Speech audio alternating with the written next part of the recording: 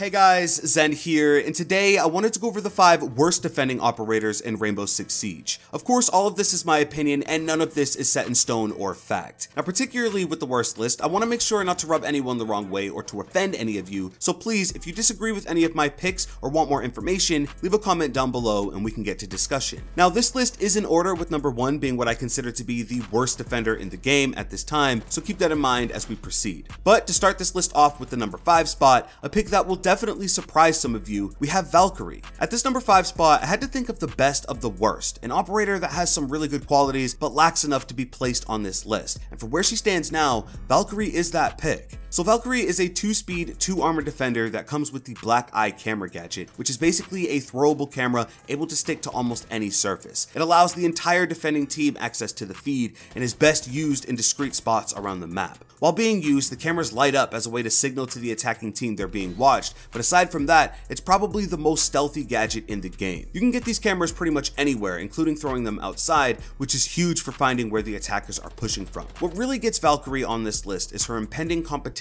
combo of the new bulletproof camera gadget and the buff to Echo. 6 operators will have access to a bulletproof camera gadget that can be placed almost anywhere and adds the extra utility of being able to see through smoke. On top of that, if you run all of these ops with the gadget, you actually get more cameras on the map compared to just Valkyrie. Now yes, these cameras are not as stealthy and of course lack the ability to be able to be thrown all around the map, but a camera is a camera and you trade that stealth for being bulletproof and seeing through smoke. Now, as far as Echo, the entire defending team will be able to see the feeds through his yokai drones. During testing, some players would set these drones up like cameras and use them for even more intel with the added ability of being completely cloaked. In my opinion, these 2 changes coming to the game and also the lackluster loadout that she brings with the MPX submachine gun and the Spaz 12 shotgun really makes her hard to recommend with this meta. Valkyrie will always be a viable option in the game, make no mistake. Again, a camera is a camera, but with a pretty weak loadout and some hardcore competition, she just isn't that special anymore. Now before we go on, I wanted to give a quick shout out to this video's sponsor, Swagbucks. If you want a quick and easy way to get some cash and purchase some R6 credits, you can click the link in the description, sign up, take a few surveys, and make some quick cash. I've used it many times, it really does work. Give it a shot, you'll be very happy that you did. In less than a minute, you can be on your way to some free R6 credits. A big thank you to Swagbucks for sponsoring this video. But moving on to our number 4 spot, we have Pulse. He's a 3-speed, 1-armor defender that brings the cardiac sensor gadget. You'll pull out his gadget and it'll scan for the heartbeat of the enemy. Once you locate an enemy, the sensor will begin to beep and ping them every second or so. It's possible to ping multiple heartbeats at once, so it's definitely a viable option for directly spotting attackers in-game. Where the problem lies with this gadget is the delay it takes to pull out and put back the sensor, and also the fact that 9 times out of 10, the enemy will keep moving and you're just sitting there pinging them with no real plan or course of action. And that's my main problem with Pulse. I'm never really sure what to do next. I pull out the sensor, ping the enemy, tell my team their location, go for the cheeky C4 kill, and if that doesn't work, I just go back to pinging. Now with Pulse, his loadout is mediocre at best. The UMP45 is stable and fairly strong, but has a very slow fire rate and you can definitely feel it. A lot of higher ranked Pulse mains will use the sensor shotgun combo, but that requires insane map knowledge and quick reactions. And I'll always recommend using Pulse with the C4, mainly because of how satisfying it is to get a kill from underneath the enemy on maps like Clubhouse and Border. He does counter one of the stronger ops, Finka, with her adrenaline boost though. This was a nice buff to him, where when her ability is active, you can ping heartbeats from farther away, and it's pretty significant. But seeing farther doesn't really help with that gameplay loop I mentioned before, and as of now, Finka doesn't really seem to be too fazed by it, with her win rate being one of the highest on attack. As a complete package, Pulse does a lot for himself and not nearly enough for the team as a whole. He's probably the weakest of the roamers at this time and has what I feel is an awkward gameplay loop at best. Our number 3 spot goes to Kapkan. Kapkan has probably seen the most change in the past 6 months or so than anyone else on this list, but it unfortunately couldn't save him from making the worst operators list. Kapkan is now a 2-speed, 2-armor operator that comes with the entry denial device, or EDD. You can place 5 of these traps around the map on doors or windows, and if an attacker walks through them, it'll explode and cause big damage. The biggest problem with these traps are their visibility. No matter where you put them, they obtrusively stick out and almost act like a one-tap target for attack. Unfortunately, the gameplay gameplay loop for Capkin is to set these traps up and hope that the attacking team is too oblivious or impatient to look out for them. I honestly preferred Capkin when he had the lasers that insta-killed with this gadget. For those new or unaware, the EDD used to one-hit kill if you tripped the red laser. Now, of course those lasers made the gadget more obvious, but it was so satisfying to get that kill on an enemy pushing in to finish off the last teammate down. Now his loadout is probably the better half of this operator. His VSN sub has decent damage and fire rate, and the PMM pistol is one of the strongest secondaries in the game. Some people love the SAS G12 shotgun, and others look at it like the meme that it is, but I don't think anyone can disagree that the Russian sights are too cluttered and would prefer the standard sights on most weapons. One big redeeming factor about Capkin is his choices of secondary gadgets. With the addition of the impact grenades to his kit, you can reliably roam with him, and C4 is always a great choice to counter shield operators or to deal with attackers on hatches. But at this time, I struggle to find a real meaning to play Capkin. If I want better intel or to slow the attackers down, I play Legion, and there are many other defenders with better guns as well. Capkin is the operator that wakes up attackers asleep on the job, but in high-level sweats, he may just be the most pointless pick on the team.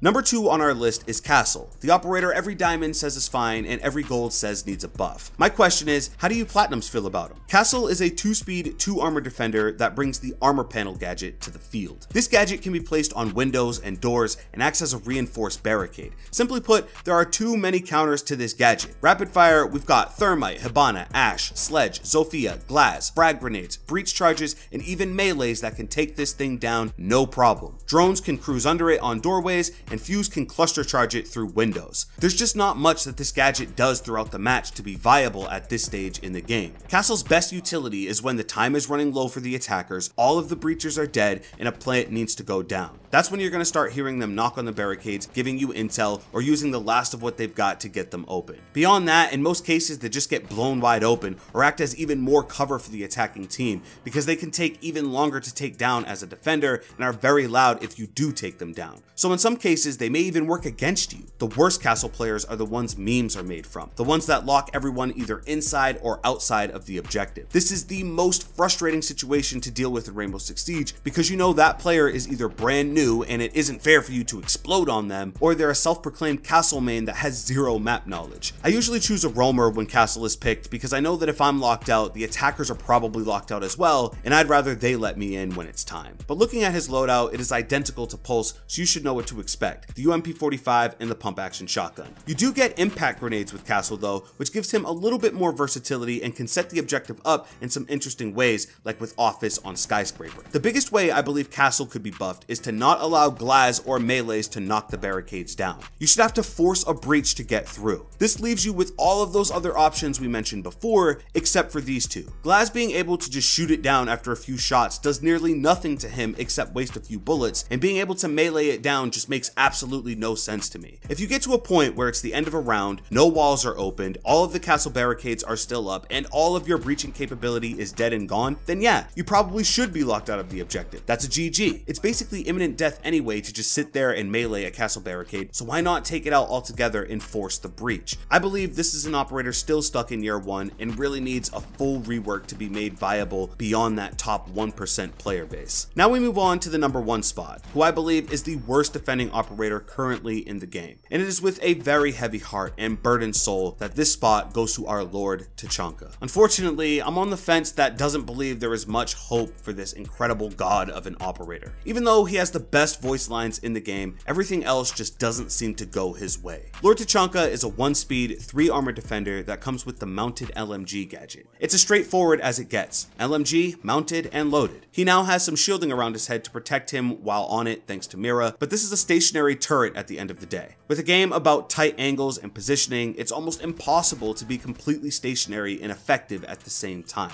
The LMG has no sights, and paired with a very slow 3-armor operator, getting off and away from it takes far too long, and you'll definitely end up being picked off. His loadout is Russian, so Capkin with barbed wire and a deployable shield, and that's pretty much it. There isn't a lot to say about Lord Tachanka. Ubisoft actually thought this would be the most OP operator in the game initially, but of course as time has gone on, they've realized just how obsolete he is in a meta like this and have just never changed him. A lot of players in the community believe that Ubisoft will never change him based on his meme status alone, so in light of that I say, praise the Lord. But that's it, guys. Those are my 5 worst defending operators in Rainbow Six Siege. You can look out for more lists like this going over roamers, gadgets, and so much more, so be on the lookout for that. As you probably noticed, there are no honorable mentions here, and that's mainly because there is no reason for any to be here. This is the official list, and these are the operators. But I want to hear from you. Who are your 5 worst defenders in Rainbow Six Siege, and do you agree with mine? Let me know everything in a comment down below. Again, big thanks to Swagbucks for sponsoring this video. Click the link in the description and go check them out. But if you did enjoy this video, please drop a like and subscribe with notifications if you're new. With that being said, it's been Zen. Hey, I'm out.